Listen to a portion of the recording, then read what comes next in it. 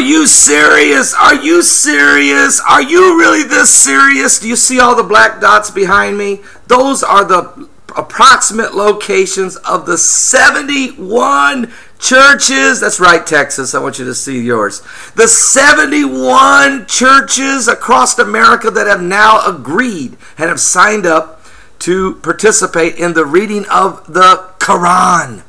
Oh, we need help. We need help. I've got a complete list of them. Oh, you can go to faithshared.org and read the whole list. There's 20 some of you have sent me the complete list. So I took the time. Thought I'd put up that map, just break it down for you. And I told you, first it was 26 churches. Then I told you it was 50. And I told you this thing will get to 100 or more by the time Sunday rolls around. Well, it's up to 71, and they're adding more. Unfortunately, Indiana's one of them.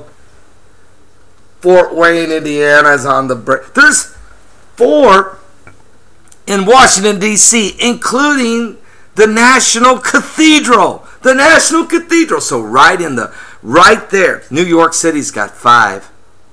Oh, San Francisco, California, you got to do it because that's where the United Nations Charter was founded 66 years ago to the day on June 26, 1945. The platform was set for the New World Order, for the one world government. They made that declaration. They founded that charter on June 26, 1945. Now, 66 years to the day, the One World Government's platform is being established by the reading of the Quran in 71 churches across America and climbing. Oh, no. I want to say God bless Philip in Alabama. He's been sick. He's had some surgery, but I think he's on the road to recovery. Just want to give a shout out to him and say God bless you. We're praying for you.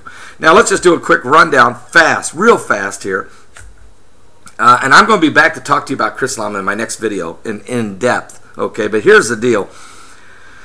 Oh, yes. I don't even want to talk about the July 10th Gay Pride Mass they're going to be holding at St. Cecilia Church in Boston. Also, Stephen in Oklahoma broke this down for me and explained to me that Hezbollah is preparing for war with Israel, and they're actually running military training exercises and anticipating and in preparation of a war with Israel. Well, you can read that in Psalms 83, verses 1, 2, 3, 4, and 5, as it talks about the nation surrounding. The Intifada has already been declared, and we've already had 46 Syrians killed along the border along with Israel in the last month, as Syria, Lebanon, Jordan, and Egypt have all declared the Intifada, or the uprising on Israel on behalf of the Palestinians who are pushing for a September vote where? That's right, the United Nations, where they are wanting a declaration made from the body of the United Nations declaring that Israel has to give back 40% of its landmass to Palestine, including half of Jerusalem. Even President Sharon Peres, at 87 years old, is starting to weaken down and say maybe we need to put a deal together. But I'm glad that Prime Minister Benjamin Netanyahu is saying, oh no, get a reality check. And he even said that to President Barack Obama, who's also suggesting that Israel go back to the 1967 borders. No. Also, did you hear about this? The post office is broke. The post office has lost $8 billion this year so far. It has lost money for 7 straight years. If the post office was a normal private business, it would have been bankrupt and out of business a long time ago. But it's not. It's the United States government. It has an endless supply of your tax dollars. Let me ask a question. How does the United States Post Office lose $8 billion in 6 months, but FedEx and UPS are making billions, actually multi-millions of dollars of profit? They can make a profit delivering the mail and packages, but the post office loses $8 billion. The difference is one is privately held companies that have to turn a profit to survive. Thus, they do things efficiently, and they have hard workers who are focused. The post office has a government-run, government-managed, government funded, and government pensions out the wazoo. And at the end of the day, and you know what? There's a lot of good postal workers. I'm not throwing off on the workers. They're not the ones that's causing it. You ever go to the post office? They're working their butt off. The problem's the mismanagement at the top. The problem is the slush fund that the politicians and the greedy politicians and the greedy Congress and senators, as they get reaching into the till, taking your tax dollars, and at the end of the day showing a loss. If you can't make money at the post office, guys, then can I give a suggestion? Give it to the private sector. Hand it over to FedEx and UPS and watch and see if they won't take our mail and turn it around into a profit. Why? Because they'll do things more efficiently. If we could just get the government, I've always did say this, the only thing we need a U.S. government for is for a United States military. Other than that, turn all the responsibility over to the states. We could manage the states. Look, private business could pave the roads. Private business could see to it that the lawns were mowed down the mill. Private businesses would do what it takes to dress up their end of town for business to come their way. If United States government would get out of the way, the states could run this nation, except for a military, which I think is important. We could deal with that. We could turn this country around. Oh, did you know that America, the flooding going on in America right now, Stephen of Oklahoma is telling me about the post office problems, but Karen in Maryland was telling me that the flooding in America, it's being flooded farmland on purpose, especially along the Missouri rivers and the Mississippi rivers. The FEMA is deciding which levees to open, and by doing that they're flooding thousands, and I'm talking about hundreds of thousands of acres of farmland they're destroying. And because of this purposeful flooding of our heartland, 40% of the corn that's grown in the world is grown in America, and 38% of the soybean. By destroying the crops, it's going to affect the price of food. It's going to skyrocket, and there will be starvation, which there already is, but in major parts of the world. People are going hungry, and they're going to get hungrier. So I'm not so sure that that's a good decision. I think Karen of Maryland is making a good point. Instead of flooding the land by choice, we could have just let nature had its way. Probably would have saved a lot of farmland. Anyway, you have to ask yourself about that. What about the fact that hundreds of cattle have died in Pakistan? Hundreds of cattle, goats, sheep, cows, buffalo, camels, fallen over dead in Pakistan. Now, wasn't Pakistan the nation that harbored Osama bin Laden for 7 years and let him live in a multi-million-dollar compound just 35 miles outside of Islamabad? That when we couldn't catch him, when nobody could find him, they're supposed to be our allies. We've given them $20 billion over the last 8 years, and what we got for it was they're hiding our enemy? What? Are you serious? Well, now the Hosea prophecy is affecting the land of Pakistan, just like it is America, just like it is Vietnam and Laos and South Korea and Russia and Yellowstone National Park and areas of the world where the animals are falling over dead by the thousands. So are the fish washing up on banks dead. So are the birds falling out of the sky, massive numbers dead. The Hosea prophecy in chapter 4, verses 1, 2, and 3 says it this way: because there is no truth, there's no mercy, there's no knowledge of God in the land. And part of the reason is because you take the Bible out of the churches and you read the Quran. Because there's no truth, there's no mercy, there's no knowledge of God in the land. Because of the swearing, the lying, the killing, the stealing, and committing adultery. God said, I have a controversy with the land. He said that your beasts are going to fall in the fields.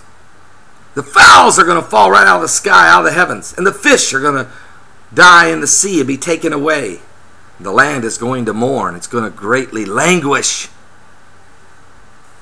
I want to thank Stephen of Oklahoma for that information. Also, Stephen sent me information. There was a big, huge sinkhole from the flooding in South Dakota. So big, I saw a video on it. The thing is gigantic.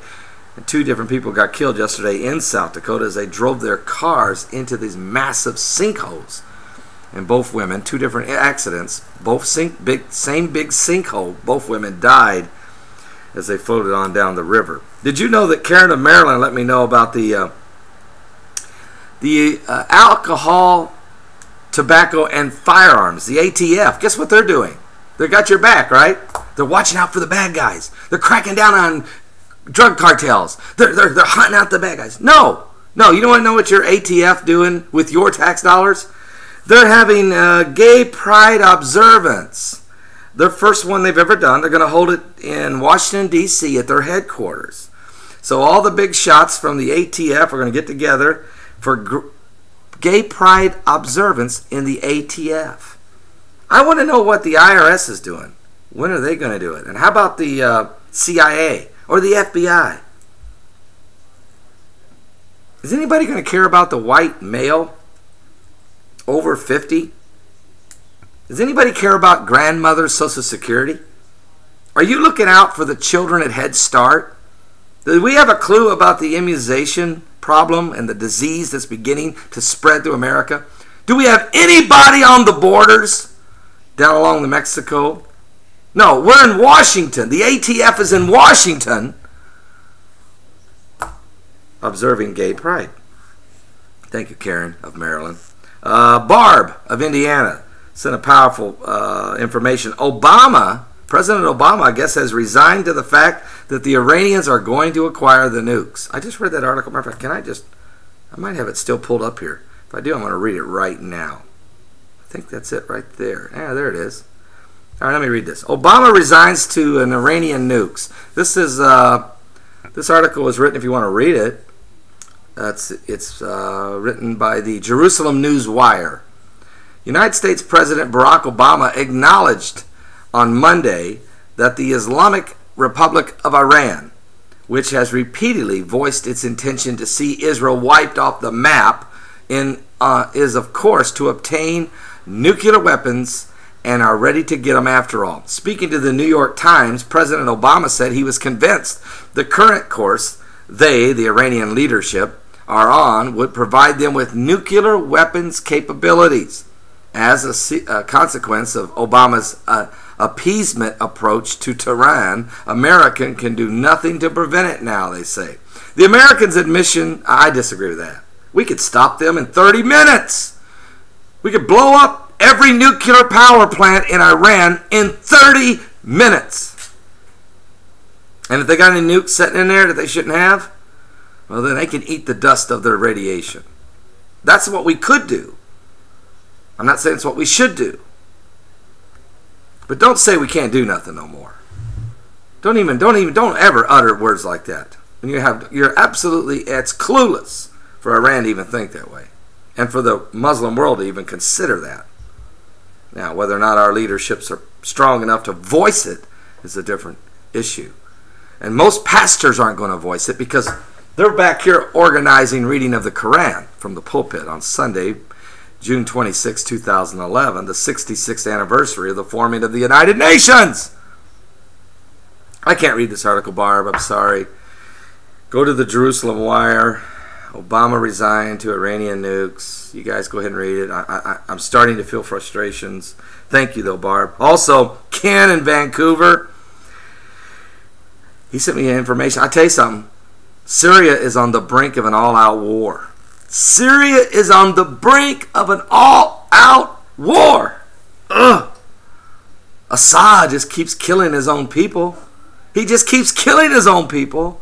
Rolling in tanks, jerking them out of the bed, shooting grandmother in the head, leaving bodies in the morgues full of people. Take the stadium and turn it into a makeshift prison. Interrogation and torture, raping of the women. You want to leave this guy in power?